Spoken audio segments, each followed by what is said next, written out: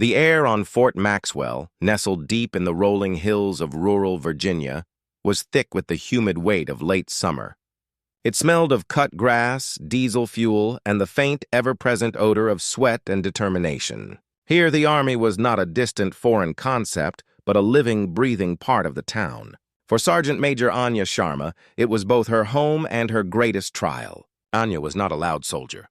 She didn't boast about her combat deployments or the ribbons on her chest. Instead, her strength was a quiet, unshakable thing, built over 2 decades of service. Her movements were precise, her commands were clear, and her eyes held a depth that spoke of battles fought and lessons learned. But to many of the younger, louder men on the base, particularly to Lieutenant Aaron Thorne, a man with a Hollywood smile and a reputation to match, Anya was an anachronism. She was seen as old-fashioned, a woman out of place in a world he believed was meant for him. Thorne saw her as a roadblock, a woman who had somehow, through sheer stubbornness, climbed a ladder he felt he deserved to be at the top of. He would openly mock her, not with harsh words, but with a condescending tone and patronizing gestures. "Sergeant Major, you sure you can handle the paperwork?" He'd ask in front of the others, a sly grin on his face, knowing full well she was a master of every task put before her. The younger soldiers would chuckle uncomfortably. They knew Thorne was a bully, but he was a powerful one. His father was a general, and his future was, as they said, on the fast track. For Anya, it was a daily grind of small, cutting insults. She never reacted. She just did her job better and faster than anyone else, and she held her head high. Her silence, however, was often mistaken for weakness.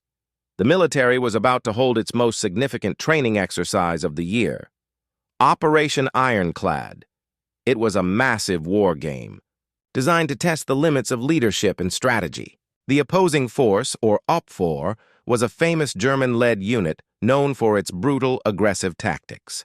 They were codenamed the Black Knights, a group that trained NATO forces and was known for a no-mercy approach that could break even the toughest units. Everyone was vying for a key role. Thorne, of course, was leading the main assault team. Anya, on the other hand, was given a task that was, by all accounts, a joke. She was assigned to defend the Citadel, a small, unassuming building located at the edge of the training grounds. It was old, had no strategic value, and was miles from the main action. It was a token position. Her commanding officer, Colonel Vance, a man who respected her greatly but was under pressure from Thorne's powerful family, gave her the news with an apologetic look. "Anya," he said, his voice low, "I need you to hold this post. It's a formality, but it has to be done."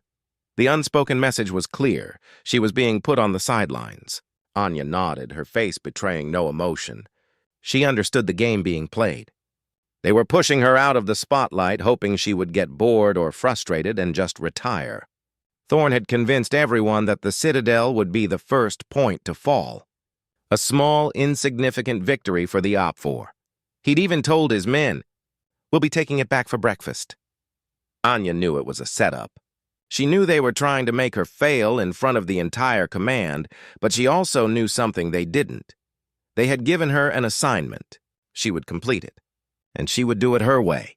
She walked to the small shed that was to be her command post and began to look over the blueprints, her mind already racing with plans. This small, useless piece of land was about to become her personal fortress. The week leading up to the exercise was a blur of preparations, but for Anya and her small ragtag team, it felt like they were setting up for a picnic, not a battle. Her team was made up of 4 young soldiers who, like her, had been assigned to the Citadel because they were considered expendable. There was Private First Class Jenkins, a quiet, lanky kid who was a genius with computers, but was clumsy and shy. There was Sergeant Miller, a young mother who had just returned from maternity leave and was mocked for being soft. Corporal Reyes, a tough-as-nails soldier from a rough part of the Bronx, was constantly given demeaning tasks because he had an attitude problem. And finally, there was Specialist Clark, a good-natured farm kid who was slow to understand new concepts but was fiercely loyal. They were not an elite unit. They were the leftovers, the forgotten, the ones no one thought would matter. Anya saw something different in them. She saw a reflection of herself, people who had been underestimated and discarded. She took them under her wing, not with stern commands, but with patient instruction. She showed Jenkins how to use his computer skills to create a rudimentary surveillance network using scavenged equipment. She taught Miller how to use her knowledge of local geography to scout out key defensive positions. She gave Reyes the responsibility of training the team on close-quarters combat and gave Clark the most important job of all, to be the eyes and ears of the team, watching for any sign of movement in the dense woods surrounding the Citadel. They had no idea what was coming, but under Anya's guidance, they slowly began to realize their potential. The Citadel, in their hands, was becoming more than just a shack. It was becoming a home, a place of shared purpose. Meanwhile, a few miles away, Lieutenant Thorne was living up to his arrogant reputation. He was boasting to his team about the easy win he was about to get. He had no respect for the OP4 and even less for Anya. He was obsessed with the idea of taking her down a peg. He had a secret meeting with a man from the opposition, a low-level liaison officer named Klaus. Thorne had convinced Klaus to provide him with a small tactical advantage, a simple tip about the location of a key objective. In return, Thorne would provide Klaus with a map of his own. Thorne believed it was a harmless exchange. He never suspected Klaus was a man with a different agenda entirely. Klaus was a subordinate of the Black Knight's ruthless commander, a man they all knew only as the Baron. The Baron was a tactical genius, but a man with a dark past and a grudge. The night before the exercise, Thorne gave Klaus a map showing the Citadel's exact location, along with its lack of fortifications and its small rookie team. He laughed as he handed it over, saying, "Tell your Baron to have fun with that one. It's a freebie." Klaus, a cold, calculating man, smiled. He had recognized Thorne instantly. He had also recognized the name on the map, Anya Sharma. Klaus had seen Anya before years ago at a joint exercise in Germany. He had seen her stand up for a young German recruit who had been framed by Thorne during a previous exercise. Anya had exposed Thorne's treachery, but at the cost of being put on a disciplinary review herself. Klaus had never forgotten her courage. He knew Thorne had a deep personal vendetta against her. When Klaus gave the map to the Baron, he didn't just give him a location, he gave him a target. The Baron, a man who admired tenacity and grit, saw an opportunity. He wasn't just going to take a small shack. He was going to use his overwhelming force to make an example of the American soldier who had stood in his way before. He gathered his troops, a full battalion of 250 men, and told them, "The easy target is a trap. We're not here for a game. We're here to face a legend, and she's waiting for us."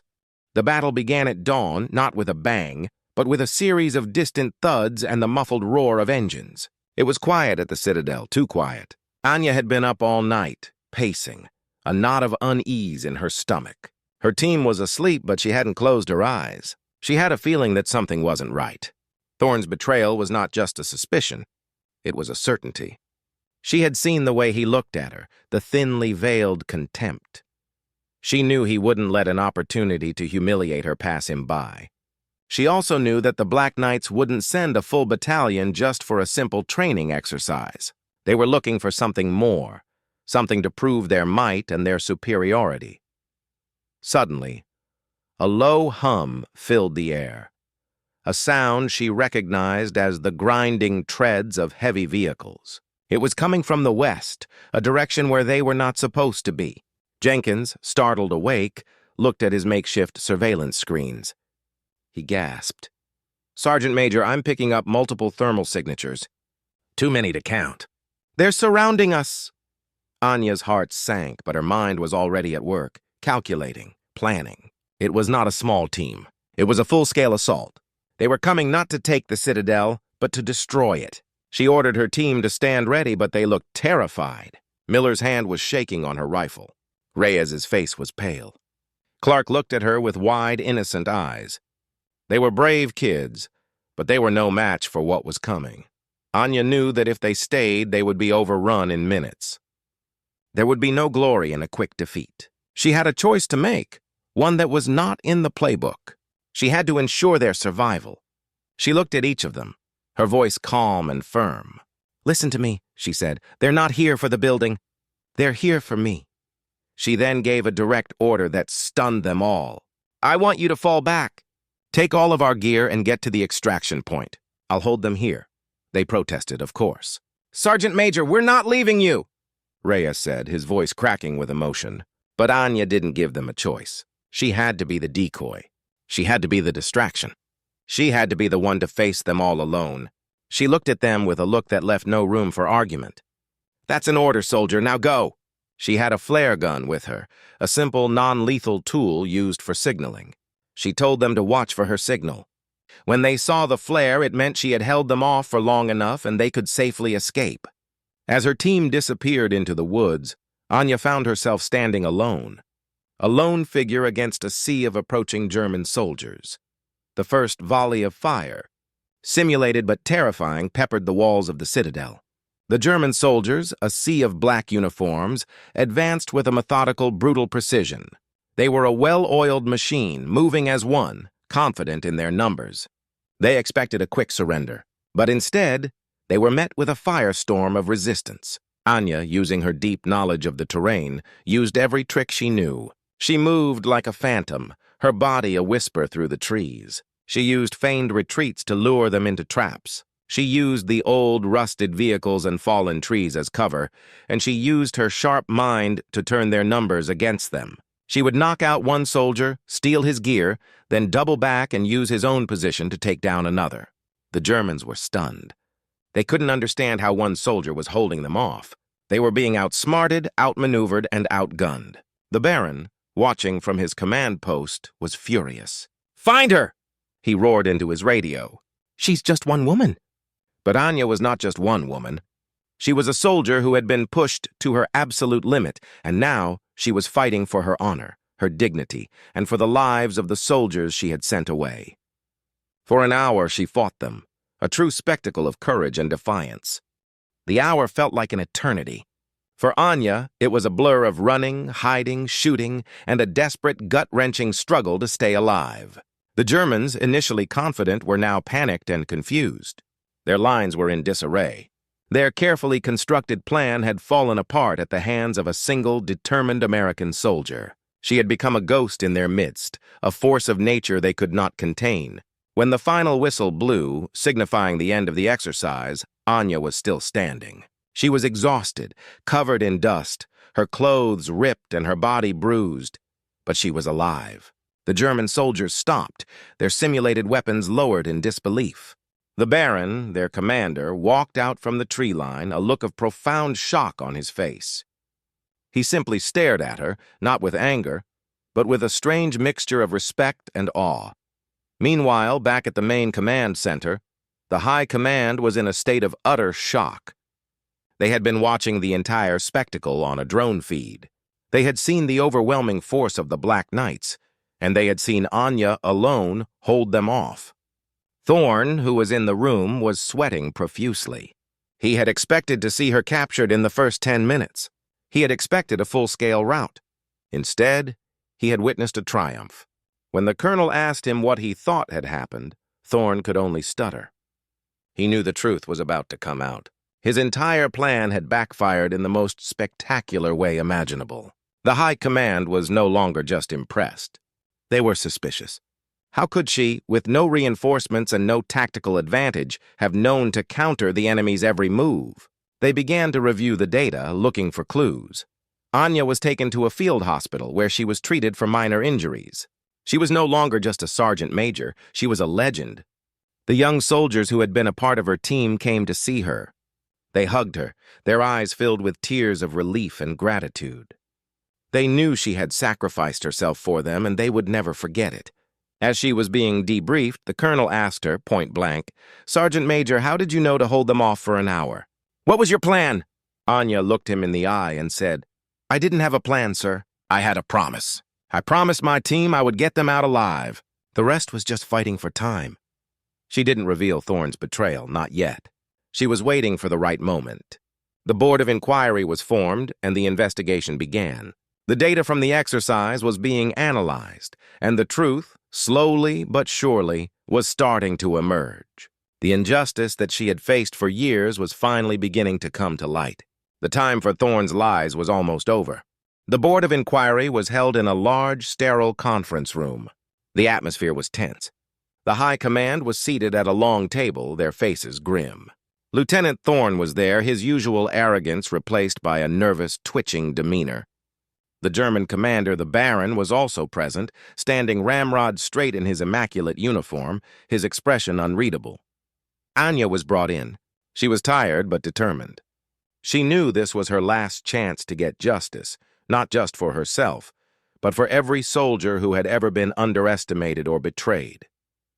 The colonel began to lay out the evidence, the leaked map, the tactical data, the overwhelming force that had been sent to a minor, insignificant post. Thorne tried to deny it, but his words were hollow. Then, the Baron spoke, his voice deep and resonant. "With all due respect, Colonel," he said, "you are missing the most important piece of the puzzle." He then looked directly at Anya. "I know Sergeant Major Sharma. We have a history." The room was silent. He continued, "Years ago I was a young soldier, and I was framed for a crime I did not commit. A man, a certain American lieutenant, sabotaged my unit and tried to take credit for a victory that was not his." He then looked at Thorne, his eyes cold. "This man is the very same man who gave me the map of the Citadel." Thorne went pale. The Baron then turned his gaze back to Anya, a look of profound respect on his face. "Sergeant Major Sharma was the only person who stood up for me. She risked her career, her reputation to expose the truth. She was a legend to us even then." The Baron's words were a bomb in the room. He wasn't there for revenge. He was there for justice. He wanted to help Anya. He wanted to repay her kindness. The title of the YouTube video, "Germans Were Stunned," was not just about the fight. It was about the revelation that a single American soldier's integrity and courage had left a lasting impression on an entire foreign army. They were stunned by her, not just because of her fighting, but because of her heart. Thorne, now a man without a defense, was finally exposed. He had not just tried to humiliate her. He had tried to destroy her career because he was afraid she would expose his past crimes. He was immediately stripped of his rank and taken into custody. Anya's years of sacrifice, her silent endurance of every insult, had finally been rewarded. The colonel, moved by the entire ordeal, stood up and saluted her. The others in the room followed suit. For the first time in a very long time, Anya felt seen. She had not only won a battle, she had won her honor back. The story ends with a powerful image of Anya standing tall, surrounded by the very people who had once doubted her. She had earned their respect not with a single spectacular fight, but with a lifetime of quiet dignity, courage, and unwavering truth. The twist was not that she got revenge on Thorne, but that the truth of her character was finally exposed to the world, and that truth was what truly made her a hero. Her sacrifice had led to her ultimate redemption. The story closes with her getting a promotion and a position of high honor, finally getting the respect she deserved.